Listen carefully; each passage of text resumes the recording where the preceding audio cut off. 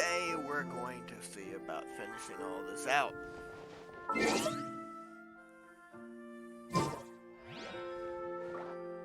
The attic.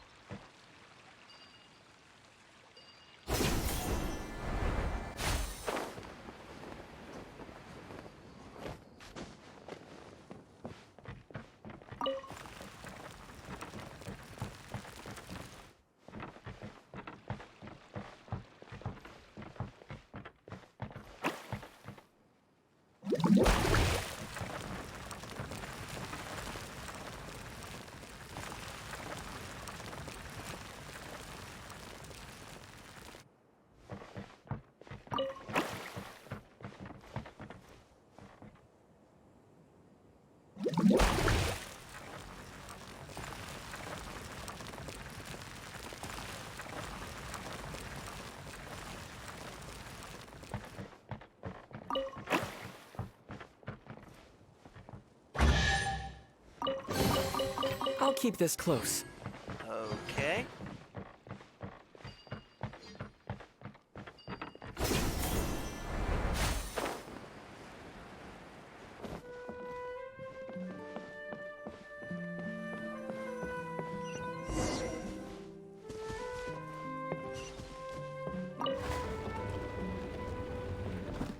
Whoa! Look at all these books! Now, where's the master script?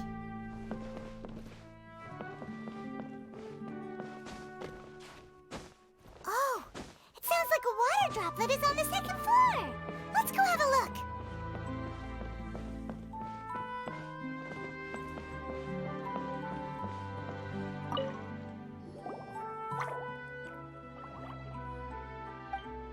Wow, this is a lot of scripts. Looks like the water droplet has been managing them for the director. Most of them look like works in progress. Then it should be the one that's finished. Okay, let's look for the thickest one and then check the ending. This is the only script that fits the bill. Plus, it looks pretty new. This must be the master script. Let's go give it to Director Zosimos. Zosimos, we got your script! Ah, thank you. That's a huge help. I'm running out of time here. There's no way I'll be able to fix everything up perfectly. We may just have to wing it. Anyway, the stage is secondary. The performance is what really matters. Things can always go wrong on stage, but as long as the show goes on, it should be fine. You don't sound very confident in what you're saying. It's true. I realize now that a show is the art of the unknown. Even if you have the same actors performing on the same stage, the performance will be slightly different every time. Those subtle differences are what make each performance special. Okay. One last request. Traveler, you can enter the preprints, yes? The truth is that my sets are composed entirely of preprints. First, I use materials to make the objects. Then I take those objects and turn them into the preprint. Now, of course, preprints are really meant for making objects to furnish the domain. So using objects to create preprints is, strictly speaking, the reverse of what this is intended for. But Edea said that if this is what I really want to do, she's not going to stand in my way. So that's what you meant earlier. Okay, well, what do you need us to do? I'd like the Traveler to go into the preprint set and help move props around during the performance. The reason is, Oh, Paimon gets it now. If you're busy directing, moving the props, and operating all the mechanisms, you never get the chance to watch the show.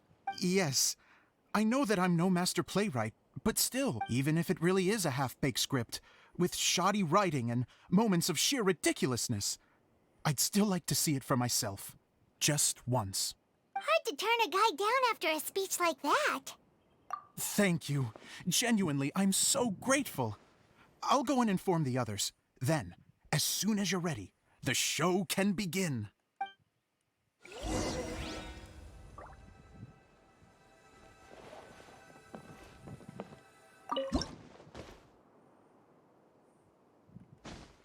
Long, long ago, there was a great thief. He lived in a land where the light did not shine, where all suffered in the darkness. People call me? Sorry, Kaya. Directly into the microphone, please. Otherwise your voice'll, you know. Okay. They call me the Dagger Bandit, but no one sees that I rob the rich and give to the poor. Here in the dark, evildoers run rampant in the shadows, while the good, honest folk stumble blindly on, just trying to find a way through.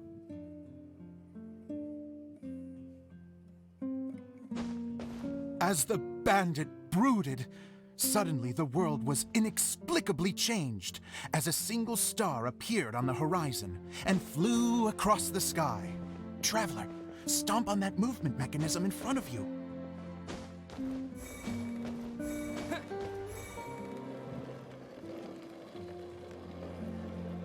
Light. A brief flash, yet enough to illuminate the world. If I can find the source of that light, I can shine it into the darkness, and the people will suffer in blindness no longer.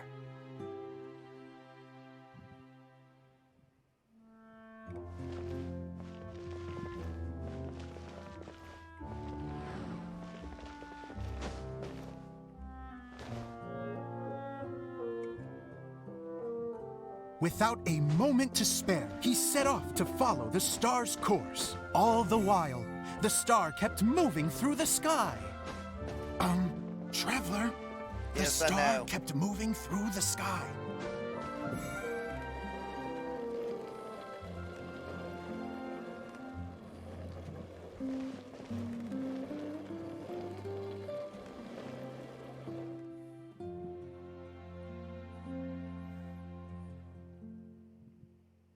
Looks like I have to go through the desert. This could get dangerous. If everything he'd heard was to be believed, the desert ahead was a no-man's land filled with horrors. Worse still, the star had landed in the most difficult-to-reach location, surrounded by sheer cliffs. But he was determined to press onward. I've come this far, and I'm not about to turn back now.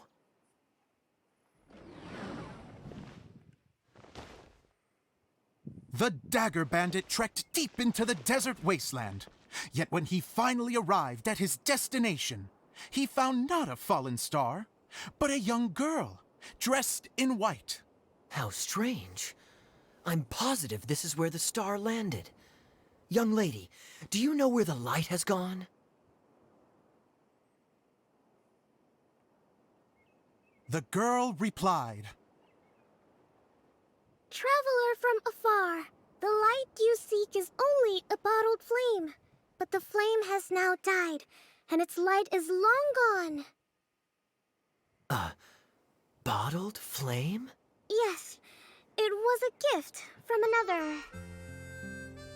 And so, the girl began to tell the story of how the bottle came into her possession. The girl hailed from a kingdom that sat atop the waterfalls. But when the reigning dynasty fell and a new one seized power, she and her people fled for their lives. A thick fog began to fill the air as she made her way through the forest, and dense thickets tried to block her path. There is a mechanism down there that you can press to retract the thicket board below the stage.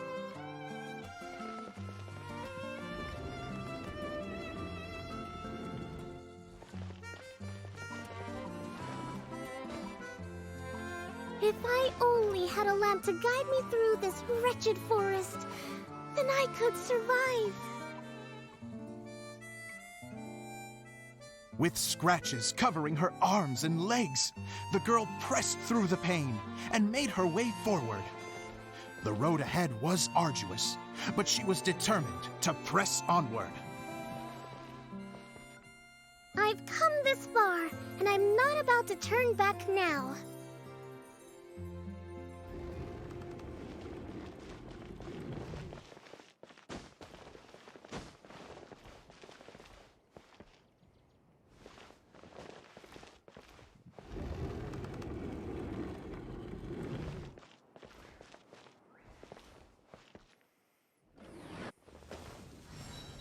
But just as she was drawing near her destination, a huge stretch of thorns and brambles suddenly came into view. Despair set in and began to weigh on her heart. If only someone could help me, I would give anything in return. The girl's heartfelt wish in her moment of desperation did not go unheard. Wait! There's no mechanism for the final thicket! Ugh, I must have forgotten to check those boards. According to the story, those thickets should be gone from the stage now, right? Yes, total oversight on my part. What a pain. I can help! Traveler, catch! Are you kidding me? It's a Jumpy Dumpty!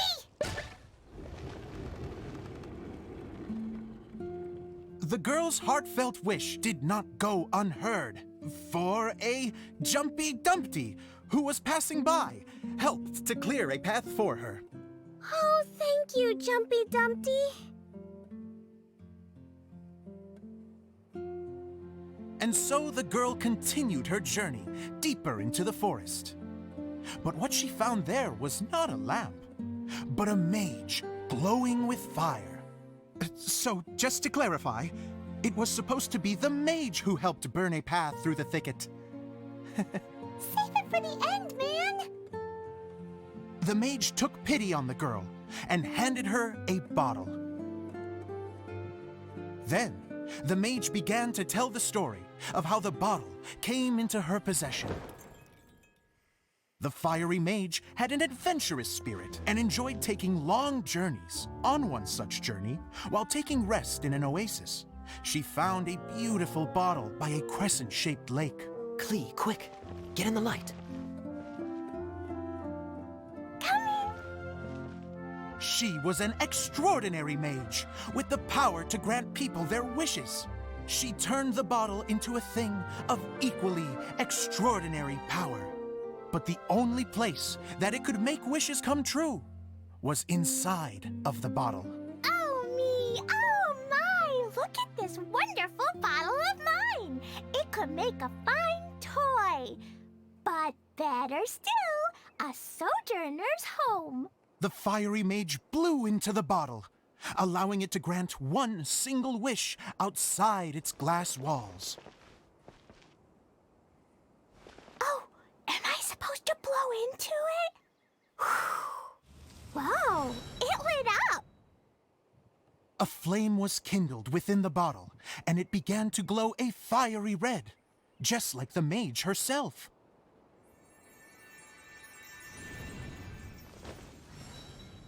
After the mage finished telling her story, she disappeared, leaving only the bottle behind.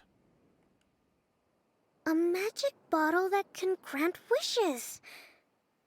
Then I wish to leave this place and go somewhere where no one will ever find me again. And then? The bottle seemed to softly inquire.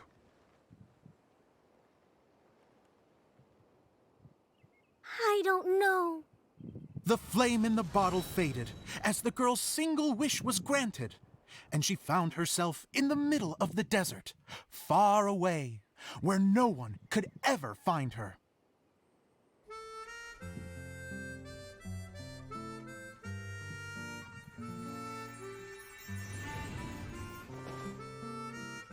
When the Dagger Bandit listened to her story, he sighed in disappointment that the flame with the power to grant wishes outside of the bottle had already died. But this doesn't make sense. If it truly granted my wish, then nobody should have been able to find me here. Maybe they shouldn't. The desert is difficult and dangerous to navigate, but I was determined to make it, no matter what. Then take this bottle with you for your trouble. It may be able to grant you your wish, though sadly, only within the confines of the bottle itself. All I wish for is light. Honoring the bandit's request, the girl wished for light inside the bottle, and sure enough, it lit up. They found that while the light was only generated within, it could nonetheless shine through the glass and reach anywhere in the outside world. Even though it doesn't burn as brilliantly as the light that shone before, this is still an extraordinary light. What will you do after I take the bottle? I don't know. Well, then maybe you should come back with me. With no reason to refuse, the girl accompanied the Dagger Bandit back to the land where the light did not shine. They brought light to that place, and the darkness was dispersed, and they lived happily ever after.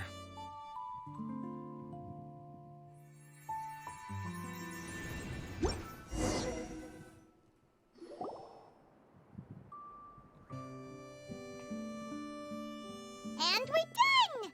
Seems the show went pretty well.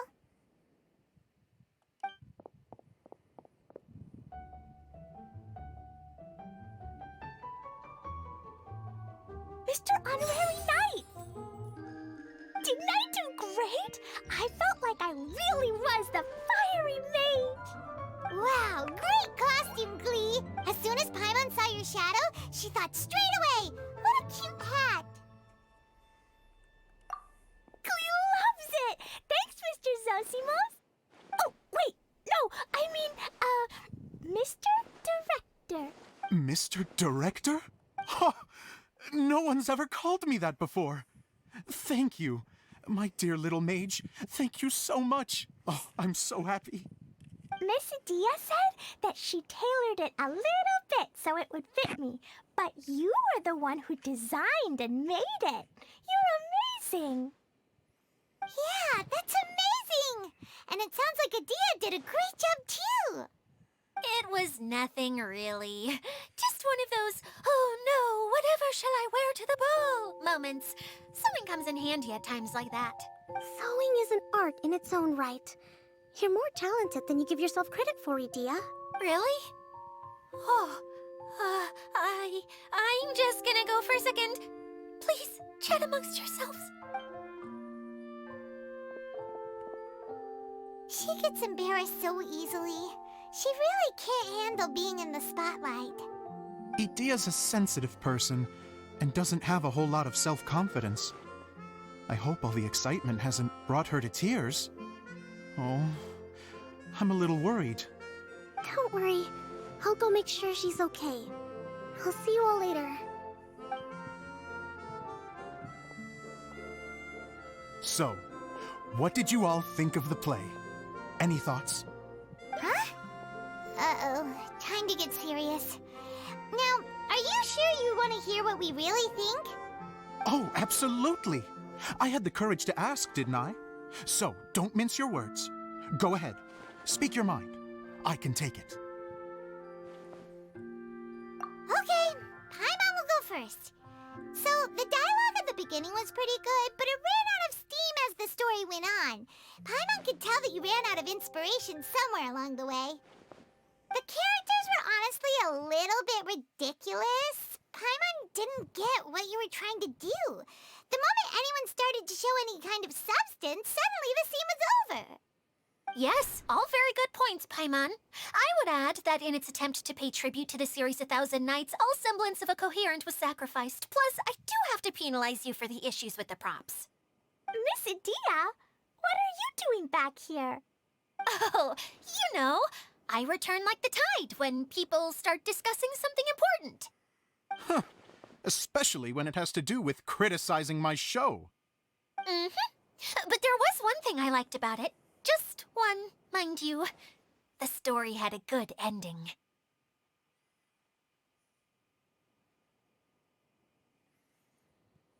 You think so? I thought I was letting him off lightly. Itia, could I borrow you for a moment? Oh, sure. Excuse me for a moment. Back to you, Paimon. Keep up the good criticism. Okay, in that case, Paimon did have one other complaint. Let's hear it. Taking criticism on the chin is all part of being a director. The ending was all wrong. The girl's motives were clear and simple the whole way through. It was kinda jarring when all she had to say was, I don't know. And doesn't anyone else find it weird how her whole community was on the run, but she was only looking out for herself the whole time?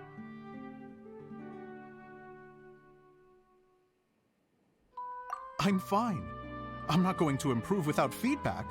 I also learned a lot this time with the chance to be off stage. To be honest, it was a dream come true.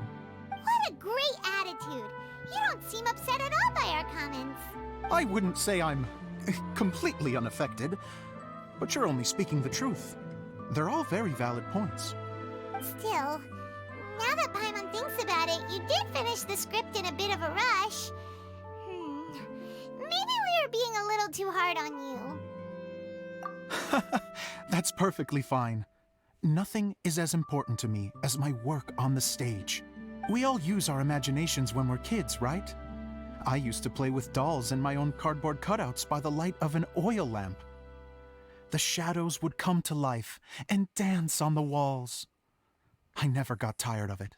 Fast forward to now, and in many ways, I'm still that same little kid, lying on his bed, making sound effects. And I get the same joy from running a show now as I did in my little bedroom theater. Of course, a director can accomplish nothing without a cast and crew. So on that note, I want you to all know that I am eternally grateful to each and every one of you.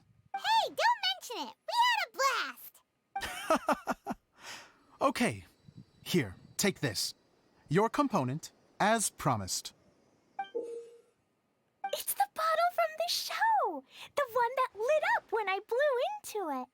That's right. Can you guess the secret behind why it lights up? Oh, maybe there's an invisible fairy inside that opens its eyes when you blow into it. Bingo! You guessed it. That should do the trick. Oh, wait, this needs tightening up a little. Hold on, this will only take a second. This outfit's more fashionable than I imagined. Excuse me, everyone. Do you have a moment? Especially you, Zosimos. Itia wants to do a little something for you. She says it'll be a dream come true. A dream come true? Yes. She said that as useless as she is, she wants to do something for you as the first person to have heard of your dream of being a director. Her words, not mine. I have to disagree, though. I have never thought of Itia as a useless person. How is this suddenly about me? If everybody is ready, then I'd like to invite tonight's male lead to take the stage. Ta-da!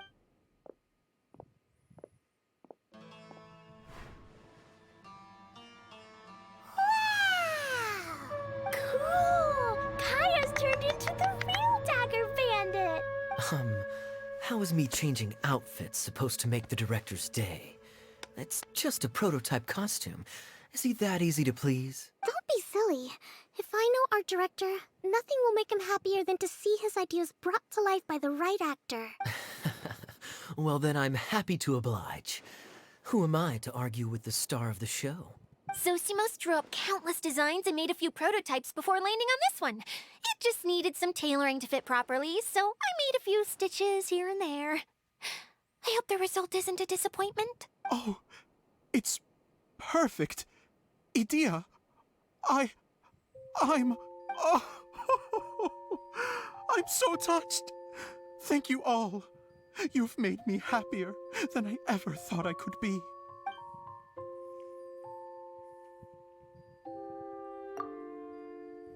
How are you doing? Recovered? Oh, I'm good.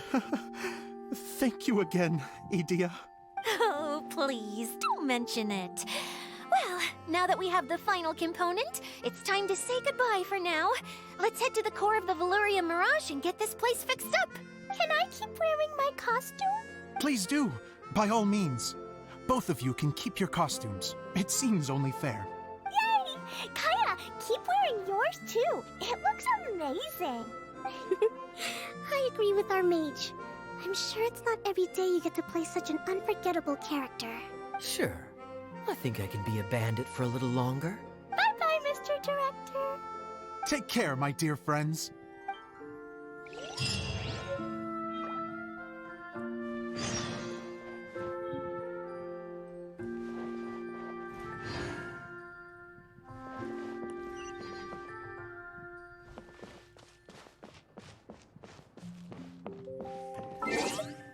Let's check in on the attractions.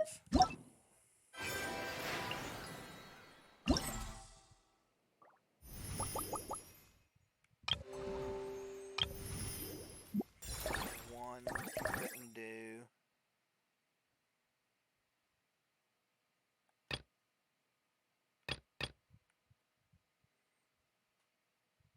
No, it's not that one.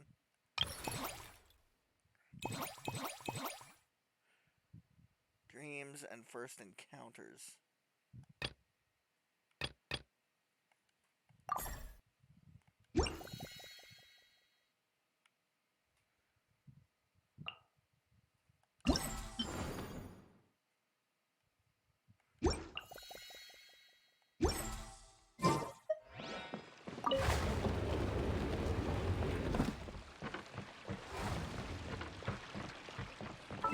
Oh, that's a long distance. Let's see.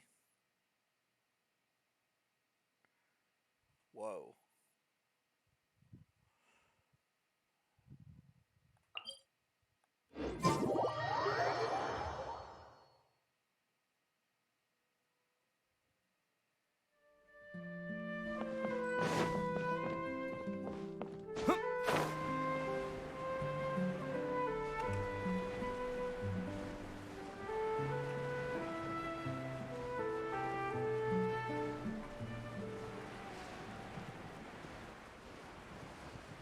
Looking for balloony things.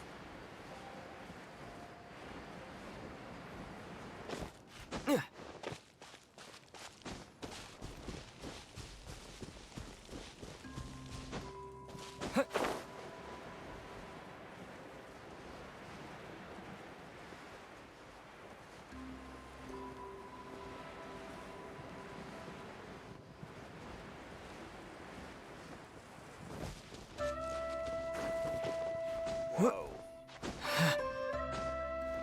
Thought I saw something behind here. No, I didn't. Crap. Optical illusion or something.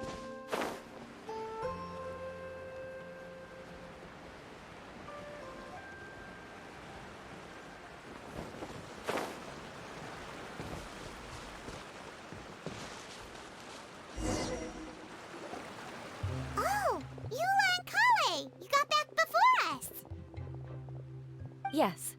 Edea had the water droplet send us a message just as the show was coming to an end, so we came back here to wait for you. How is Lessig doing? He finished all the maintenance work, but it took a lot out of him. He's now fast asleep in his room. Oh, I feel a little guilty. Consider it his atonement. It's only fair that he had to do something constructive before being able to sleep soundly. Seriously, don't waste your concern on him. If you say so. Okay, without further ado, let's go and fix the domain. Isn't this where we first met Water Droplet? Correct. The core of the Valyria Mirage is the largest streaming projector of all, and this domain is one gigantic preprint.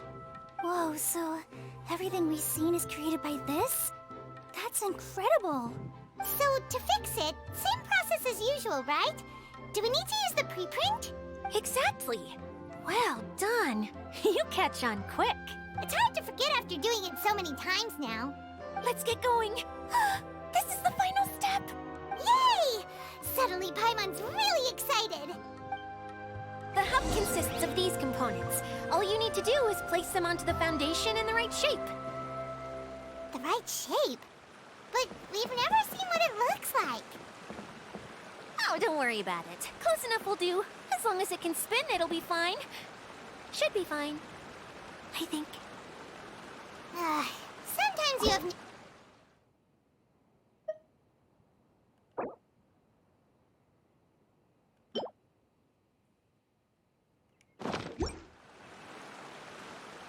It does almost look right.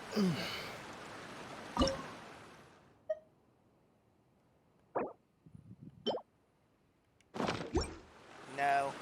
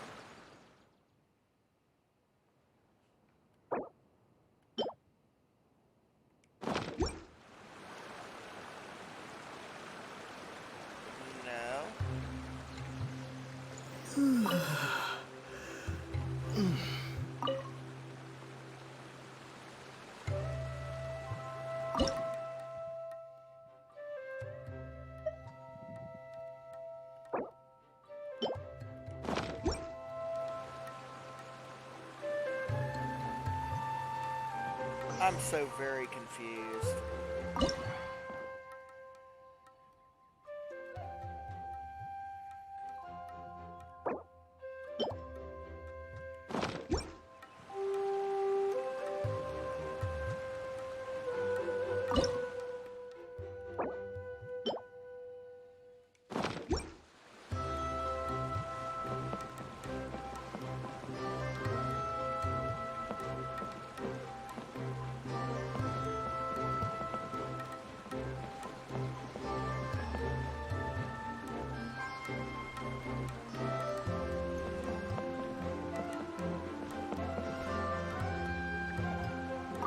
Wait, this is Zosimos' bottle lamp.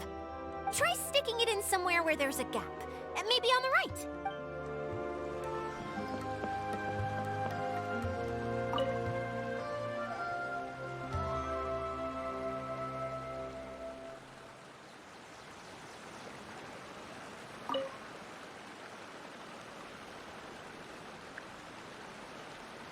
Place the rope.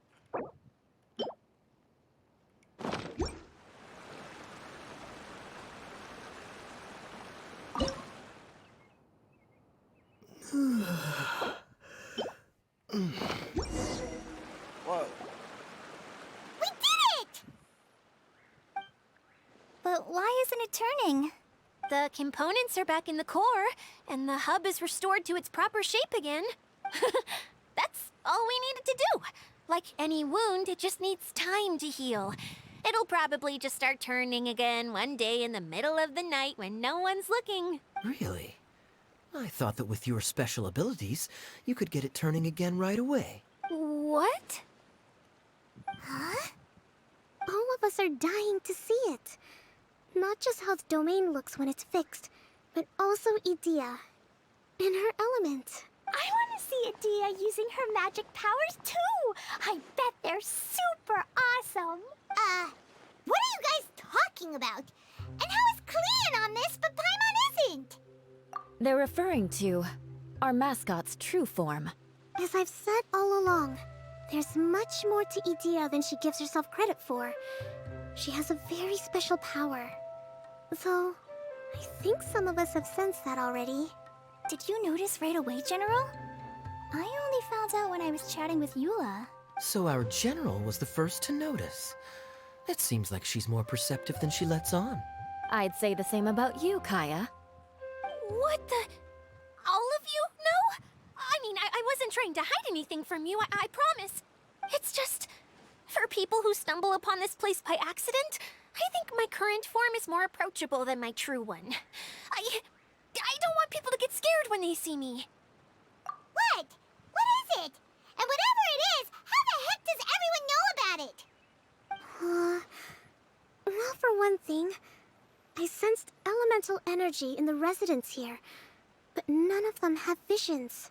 Then my mind started to wander as I was reading a storybook, and suddenly, I had a thought. Since hydro-eidolons can change into any form, why not human form? You hit the nail on the head. All right. In that case, please allow me to introduce myself once more. I am an Oceanid who was exiled here when the former Hydro Archon passed away. My name is Adia. Wow, Adia! You're so pretty! Now that I'm in my true form, I suddenly feel a little embarrassed talking to you all. You look stunning. You should be flaunting this look at every opportunity. Oh, come on. I'm too shy. Wait, so does this mean that all the people we met in here are actually... I'm guessing that the human counterparts to these Hydro alter egos are long gone. That's right. When they wanted to leave, I took them to the edge of the desert. The components are, in fact, gifts that they gave to me before they left. But I'm always curious about what brings people here. So I used the streaming projector to bring their wishes to life. The power to grant wishes, but only within the confines of the bottle. Exactly. It's a truly extraordinary light. I've just realized something. When the components fell from the core, it appeared as if they had returned to their respective owners. But actually, it was after the components landed where they did that their owners and the things associated with them arose around them to form the different zones.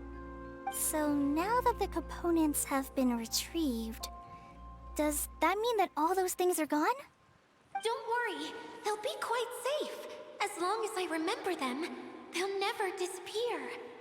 However much we might criticize each other or get into scuffles, in this mirage, they will always be my friends. I had so much fun in the choo-choo cart and hanging out with Mr. Director. I'll never forget them either. Me neither. I'll always remember my adventures in this fantasy land. Very good. But it's probably time I set this wheel in motion. This one's all yours, Adia, our magical mascot. Please work!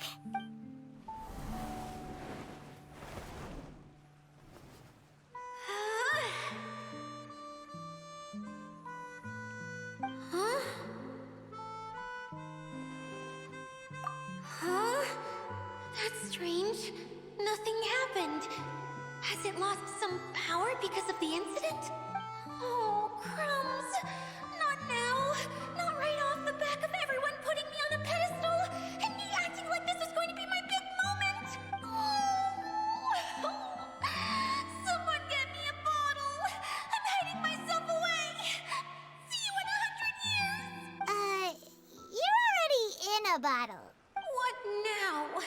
This was the only way. Now I'll never be able to show you how the Valurian Mirage is supposed to look. Hold on, I have an idea. Yes, General Sangonomiya? I'm all ears. If it's okay with you, would you let me borrow the Shinro casket from the domain's core? Ah, the Shinro casket. That sounds familiar. 1 second. Here. Is this it? Wow! A huge shell! It's the relic that Kokomi mentioned earlier! So this is where it's been hiding! It was once a ritual vessel used for making offerings in the Moon Shrine. It's made from the remains of a yokai called the Shinkiro, and it can listen to the wishes of those who come to pray to build up Shinki, which gives it its power. Several centuries ago, the relic was lost when the last prefect of Yashiori died in battle. Its final resting place was unknown. The pearl that goes with it should be able to sense the casket's location. But when, unbeknownst to anyone at the time, the casket disappeared inside the core of the Valyrian Mirage, the pearl's light died out. Huh? How come? Well, imagine it was a sound instead of light. If the room is too big, you can't hear anything from outside the door, can you? Oh, I get it now. The shell must have been having too much fun one day and got locked in the solitary confinement room. I understand now, too. The core has been wearing out recently. That's why you were able to follow the pearl all the way here. To get back to the story, without the offerings at the shrine, this vessel quickly loses its power. Yet countless people who have visited this domain brought their wishes with them and left a small piece of themselves behind along with their gifts. These have the same effect as the offerings at the shrine. Wow! I never knew this thing was so powerful. It is. Powerful enough to help you repair the Valyrian Mirage with any luck. But what do I do with it? It's simple. We just need to awaken it by telling it what we wish for. For example, my name is Sangonomiya Kokomi, the divine priestess of Watatsumi Island. And my wish is to use my critical thinking and strategic planning skills to bring a little more joy into the lives of my fellow Watatsumi Islanders, as well as the lives of everyone I cherish. Itia, what do you wish for? Me? My wish is that all those who have sojourned to the Valyrian Mirage in the past will achieve what they truly wish for. Not just in this domain, but out there, too. Even though I know full well that trying to build a railway in the outside world is just a pipe dream, and that Maimuna will probably just go back to being a scholar. And I know that Zosimos has a lot of improving to do as a playwright. It's going to be tough for him back in Fontaine. Chasing your dreams is hard work. Despite all of that, I still hope that somehow, someday, they will achieve their dreams.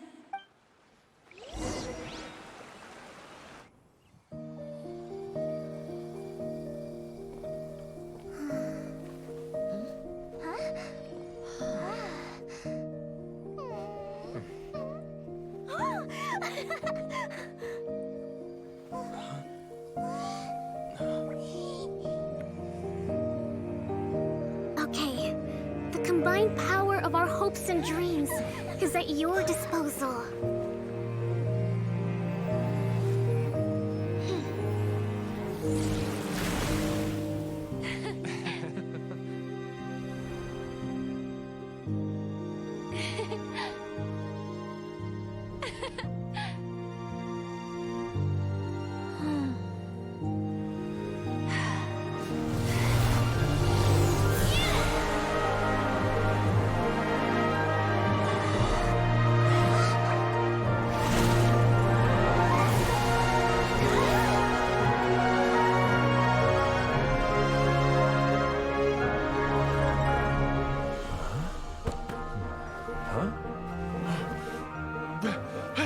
Look!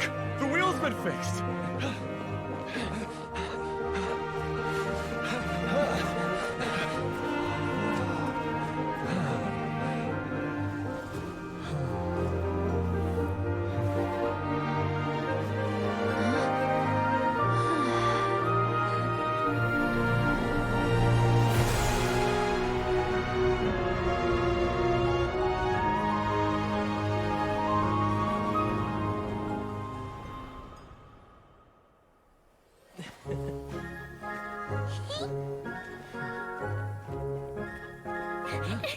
Come on, hurry!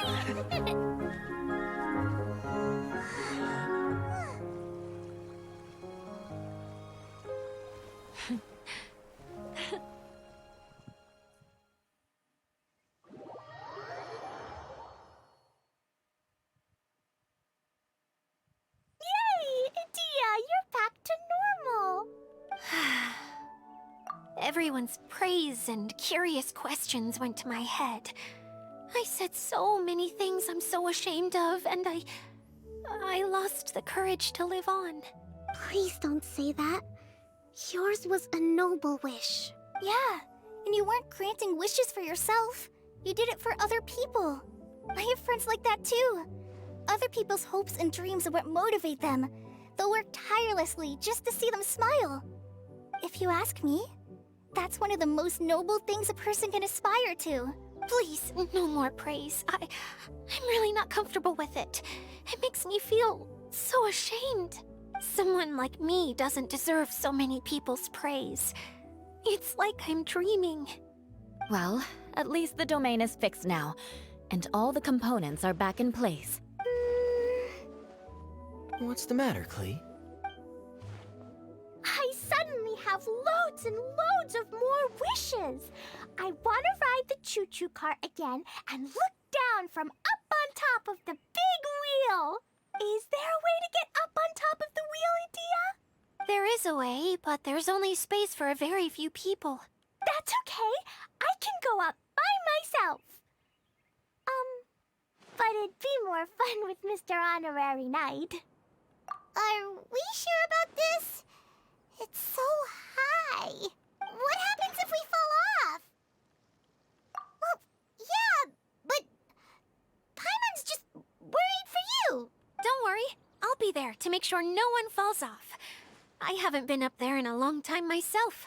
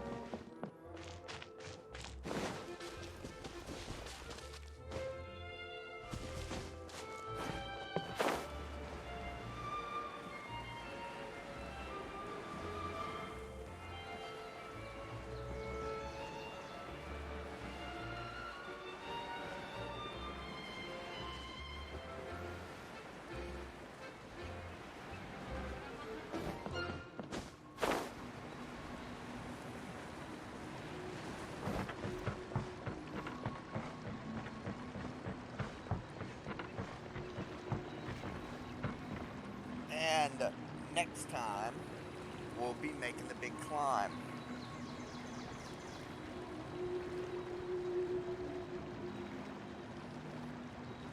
Until then, y'all take care, and I will see you tomorrow.